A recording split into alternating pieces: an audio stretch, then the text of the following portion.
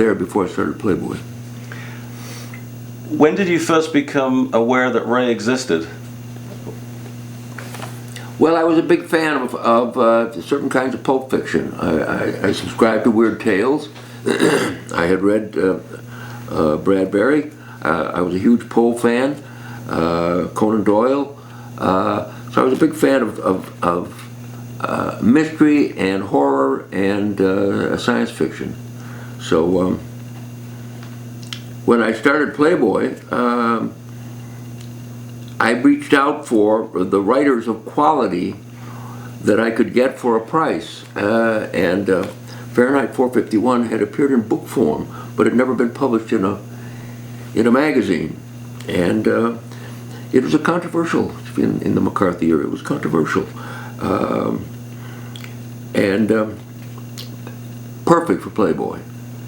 In other words, a story about book burning in the future was perfect for Playboy. And it caused a very, very real stir. It was banned in England for a while. Not surprised. Around that time. Mm-hmm. Well, Ray was also responsible for bringing to my attention a young writer whose name escapes me at the moment, but you probably know it, because Ray was a mentor of his, and he wrote a jazz story for us called Black Country. And then he had a science fiction story called Crooked Man. And it was about a future society in which the norm was homosexuality and heterosexuals were persecuted. And Esquire turned that story down as too controversial. Again, we published it, and I thought it said something important in terms of equality. And it was, I think that Ray and I, each from our own perspective, were marching to a very similar drummer. And it was not consistent with the repressive attitudes that were reflected in the 1950s. I've got another question to expand on that too. If you were in a room with somebody who'd never heard of Ray Bradbury, never read anything he's ever written, how would you describe Ray to that person and what he is and what he's done? Well, I think he was the man in my contemporary time who turned science fiction into literature, took a pulp genre and gave it credibility. Respected everywhere, worldwide, as a great writer who happens to devote himself to primarily science fiction. Did you ever hang out with him socially? No. So you can't comment on that. Well, we lived in two different parts of the country.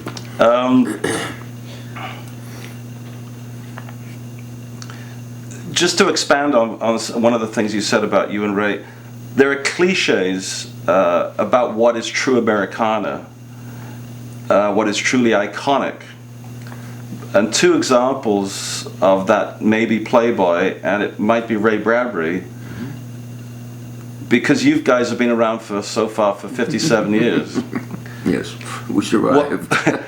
What is it, how specific do you think you could be? What is it that you and Ray did that resonated with the American public, which is traditionally considered to be somewhat conservative and puritanical? What do you think you both did that resonated with the public so well that has given you such longevity? Well, I don't know if I'm the best person to answer that question, but I think that the reality is that we spoke with a fresh voice, a voice that resonated because of its quality, and took care of the test of time. In other words, continued to, we're sitting here, Playboy is very close to 60 years old. I'm the oldest working editor, publisher of a magazine in the world. And Ray's probably right there in terms of writers. I think so.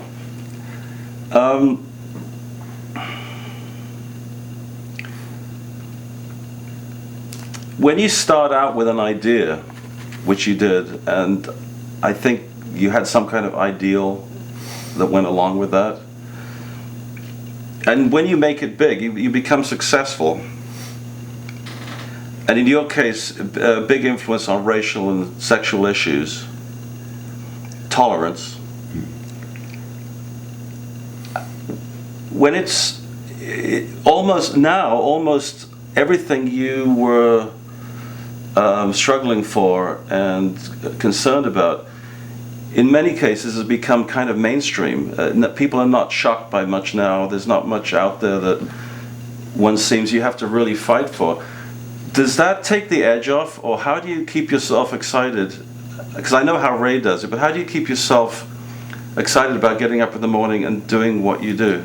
Well, for starters, George Will, when he was doing a piece on us, came in when he first met me and said, "Well, you've won." And he was saying, in effect, that we now live in a real way, the Playboy world, certainly in terms of sexuality, etc. And at the same time, it's a half-truth. There is still repression, there is still bigotry. You continue to fight the good fight. And the major motivation for me, quite frankly, was the doing, the creation of the magazine, the satisfaction of doing something, of a creative nature, and seeing its fulfillment each month. I take great pride in holding that issue every month, and the work that goes into it. You mentioned earlier that the 30s and 40s, and I think really into the 50s definitely was a golden age of writers and ideas. Now that so many things have become mainstream, though, do you think the quality of the writers is as compelling as they were? Well, it's always easy for an old guy to say things were better in the old days, but things were better in the old days. The very nature of communication and entertainment has changed. Technology and advances, so-called, have changed things. People don't read as much as they used to. Newspapers and magazines and books are not as important as they used to be. And that's a sadness. Young people grow up today with little sense of yesterday.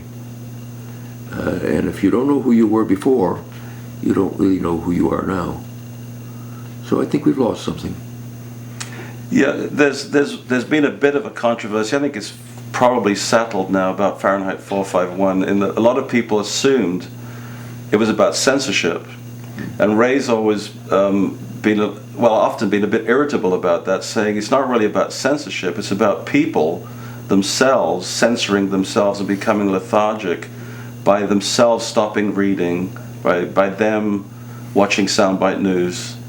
And it's really about the public more than it is about some controlling body. Would you agree with that? I would take some exception to that. It obviously is about censorship, and the firemen are working for the government.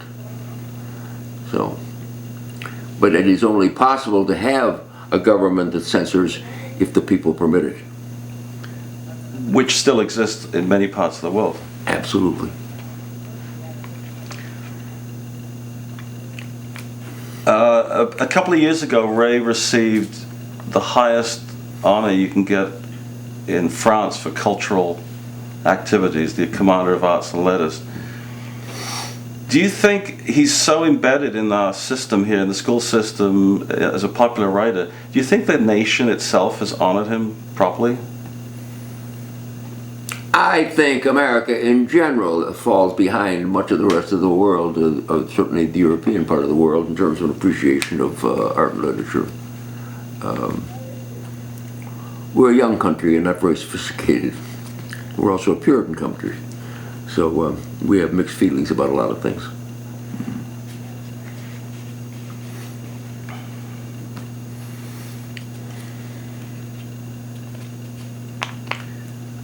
Well, there's one thing I'd love you to do, if you would, is look into either one of the cameras and send Ray a message, because I'd like to be able to play that to him next week when I see him. And also, it would be wonderful to have something directly from you in terms of your... What would you like me to say? Well, something about your friendship, your history together, whatever the bond is that you have between each other, as co-conspirators. Ray, we've been here a long time, and we have seen the world change, and we have played some part, both you and I, in changing it. It's a pleasure to know you, pleasure to count you as one of my very close friends, and a special pleasure in being able to do this documentary about you and your life. That's great. Do you think there's let me think how to rephrase this question. Do you think the way the technology is going, with things like iPad and Kindle and the computers, and where do you see this heading with reading?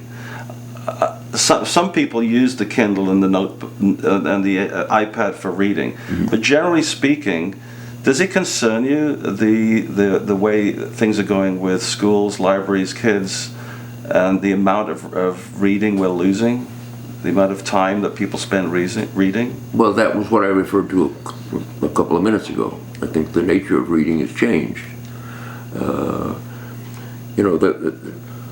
For every advance, you lose something, and the technological changes. I mean, the internet has made communication available around the world in ways that was not before, and that's the good news. The bad news is the very nature of reading has changed, and sound bites are not the same thing as a thoughtful verse or chapter of a book or a well-written story.